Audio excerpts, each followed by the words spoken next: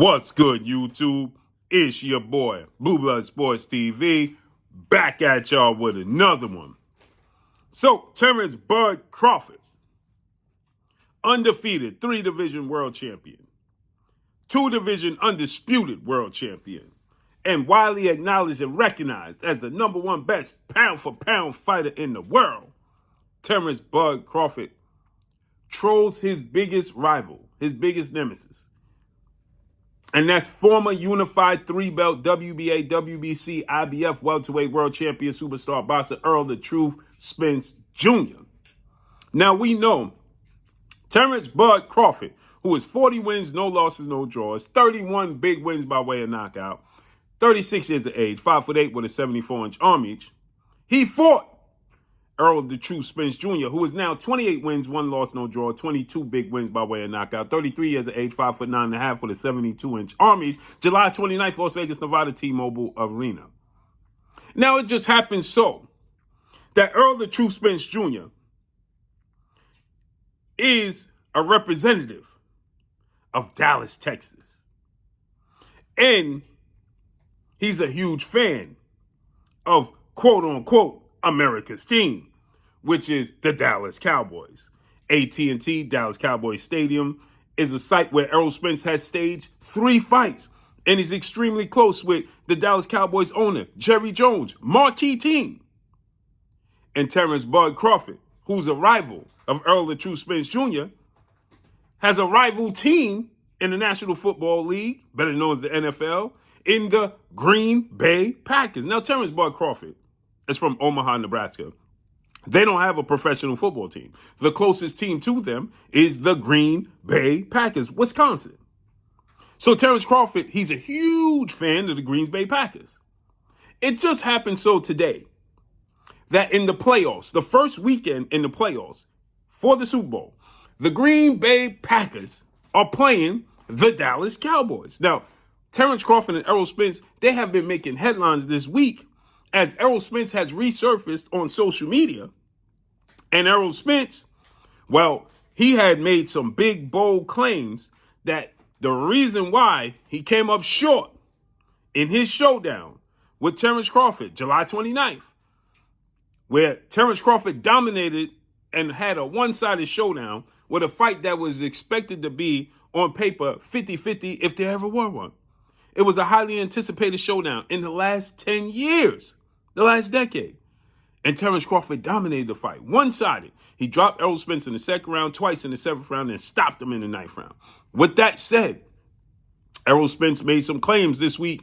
He kind of flew under the radar since then. The radar. Not the radar, the radar. Since then, right? And he resurfaced this last week and a half, to which Errol Spence, he stated, "I had broken ribs. I couldn't spar a month out from the fight. I couldn't get the injections in my side and get confirmed until a week from the fight." He also stated he had cataracts that he couldn't see out one of his eyes, which led him to have surgery this past week. And he stated, hence the reason why I was getting hit with so many hooks and jabs, right? Terence Crawford was completely unhappy with these statements because it completely undermines him, right? And his accomplishments. And today, happened so, the Green Bay Packers put on a dominant, one-sided blowout victory over the Dallas Cowboys.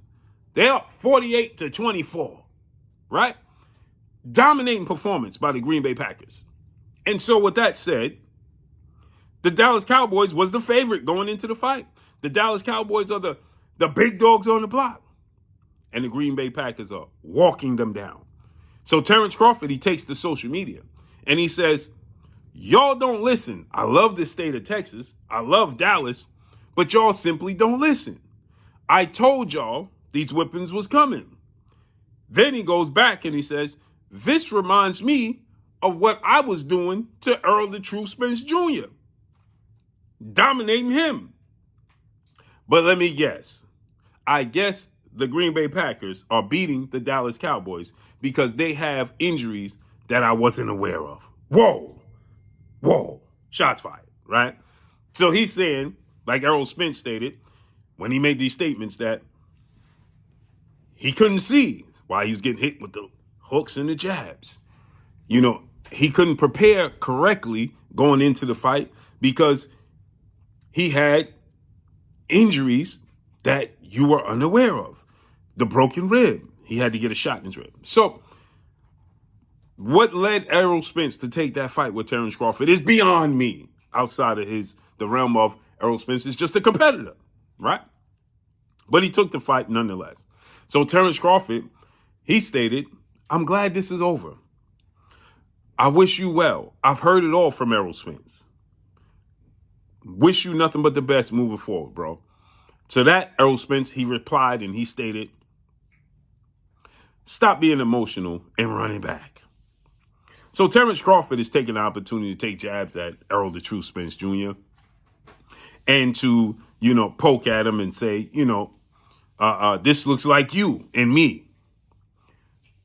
This fight, the rematch, because Errol Spence is well in his rights contractually to receive a rematch with Terence Bud Crawford. Now, how this plays out, I don't know. But it's absolutely heating up. And it's becoming, at this point in time, right, very, very interested. Because if all holds to be true, like Errol Spence stated that he wanted the rematch to take place at 154 because he's been at 147 for far too long, and that weight is hindering him, okay? It is draining him, and it's stopping him from performing to the best of his abilities, right? And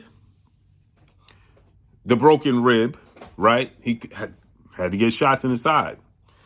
And he had the cataract surgery. So all of those things are now corrected because it looks like the rematch is going to take place at 154.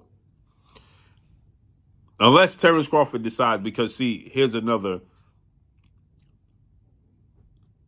stipulation they had in the contract where the winner gets to choose what weight class they have the rematch in. So Terence Crawford, at this point in time, could say, okay, well, you had a broken rib. That was the hindrance. You had cataracts blinding you. That was a hindrance that prevented you from essentially being able to perform to the highest of your abilities. So then it had nothing to do with the weight. It can't be all of these things, right? So let's fight at 147. Now, Terence Crawford very well can do that. He can take that stance, right? But nonetheless, the fight takes place at 154. No broken ribs, no eye injuries. It makes it extremely, extremely interesting, right? To see how this rematch plays out. Because if all these things, what I have no doubt that Errol Spence was suffering from, the injuries, the eye injury, the rib injury. I have no doubt that he was suffering from these things. Now, all of those things removed, how does he perform? Because Terence Crawford was faster, he was stronger, he was more precise, he was more accurate. It was an easy fight. It was simply an easy fight. So how does Terence Crawford now make adjustments to go to 154, and how strategically did Errol Spence make adjustments, if there are any adjustments to be made? Because if it was solely the eye injury and it was the rib not allowing you to perform to the best of your abilities, and it was the weight, now you fight at 154. Is Errol Spence going to feel like he don't have to make any adjustments strategically in this fight? Is that going to be the case? Is Errol Spence going to feel like, listen, I don't have to make any adjustments because it was simply the injuries that I suffered that hindered me from performing to the best of my abilities, not the strategy, right? Which one is it going to be? Okay, so with that said, this is going to be extremely interesting, to say the least, right? Because does Errol Spence truly in his mind feel like he needs to make adjustments strategically to be successful against Terence Crawford? Or does he feel like strategically he does, along with the injuries? That's what's going to be interesting to see. So can't wait to see how this unfolds. But currently the Dallas Cowboys are getting beat down at home, and then they were the favorites over the Green Bay Packers, and now they're getting dominated. And Terence Crawford, well, he trolls Errol Spence. So let's see how this unfolds and plays out. But that's all I got for y'all. Make sure you hit the like button. Drop a comment in the comment section. Let me know what y'all think. Y'all already know what it is. It's your boy Blue, Blue Blood Sports TV. Hate, like, comment, and subscribe. You haven't subscribed, hit the subscribe button, hit the like button, hit the bell icon to get all the new notifications. Follow me on Instagram at Blue Blood Sports TV, all one word. So all I got for y'all. I'm gone. Peace.